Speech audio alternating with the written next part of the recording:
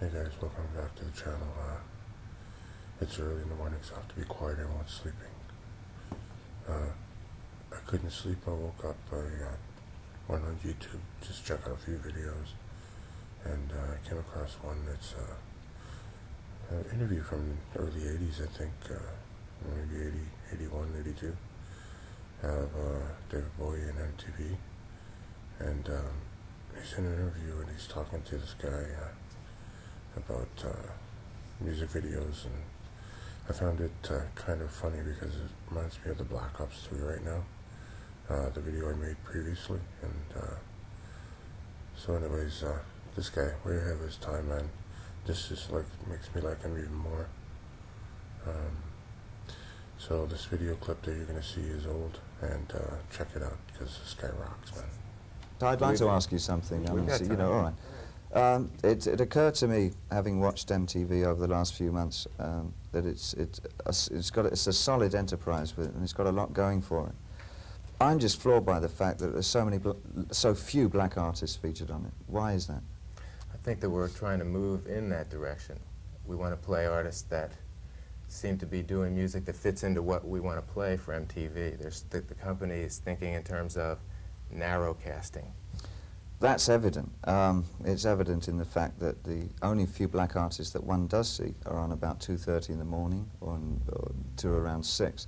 Very few are featured predominantly during the day. No, that's a... I'll say that over the last couple of weeks these things have been changing, but it's a slow process. I know, it's funny, I think people have different perceptions. When you wind up watching, let's say you watch an hour or 2 or even 3 a day, people somehow come away with different ideas about what we are doing. We don't have any kind of day parting for anything, let alone a black artist day parted out of what would be, quote, prime time. We don't have that.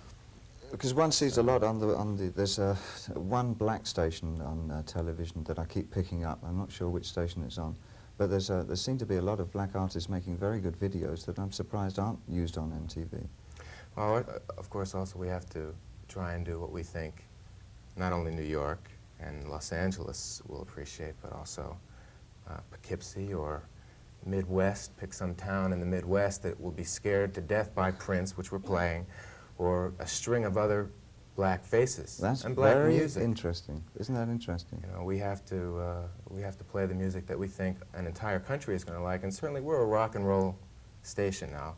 The question would be asked, well, should, since we're in New York, should PLJ play, the Isley Brothers? Well, you and I might say, yeah, because we have grown up in an era when the Isley Brothers mean something to me, and so do the Spinners, even way after the Isley Brothers. But what does it mean to a 17-year-old? Well, if you talk on the phones to these guys like I did when I was in radio, it's Well, scary. I'll tell you what it means. I'll tell you what maybe the Isley Brothers or Marvin Gaye means to a black 17-year-old. Ah. And surely he's part of America as well, No isn't he? question, no question. And that's why you're seeing those things. Do you happen not on find that TV. it's a frightening predicament to be in? Yeah, but less so here than in radio. And is it not, well, no, don't say, well, it's not me, it's them. Is it, No, is well, it, that's not, why is I- it not possible that it should be a conviction of the station and of other radio stations, to be fair? It does seem to be rampant through American media. Should it not be a challenge to try and make the media far more integrated in I those think in it's music, happening. especially of anything in musical terms? Absolutely, I think it's happening because white music and white musicians are now starting to play more than ever, more than they have lately, let's say, in the last 10 years. Yeah. What black artists have been into. And now, hopefully, the lines are going to start to blur. And when we play a band like ABC, Yeah. well, there's white and black kids who are enjoying it, and all of a sudden, well, it's a little bit easier for a white kid to understand it. The fact is, quite frankly, I could even point you towards a letter in the new issue of The Record, Yeah. the magazine The Record, responding to an article by Dave Marsh, that this kid just ranted about what he didn't want to see on MTV. Well, that's his And in no problem. uncertain terms, well, what I'm saying, though, is that there's, as you say, there's certainly a lot of black kids and white kids who may want to see black music. There's a ton of them who are it's not like it was in '67 where you say, yeah, I'm not into that, you know, but you are, yeah. Now it's, you're into that, I don't like you. And that's scary, and we can't just turn around and go, well, look, this is the right way. We can only teach, I think, a little bit at a time.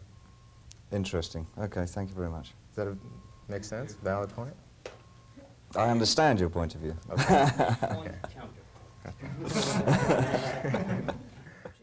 Okay, guys, well, I hopefully you enjoyed that. I uploaded it because it reminds me of the video I made about Call of Duty not having people of color in the campaign. The interview was just bullshitting here, and I'm sure the industry would have the same excuses. David Bowie just showed, man, if you believe in something, even if it doesn't affect you personally, man, it's okay to tell the truth.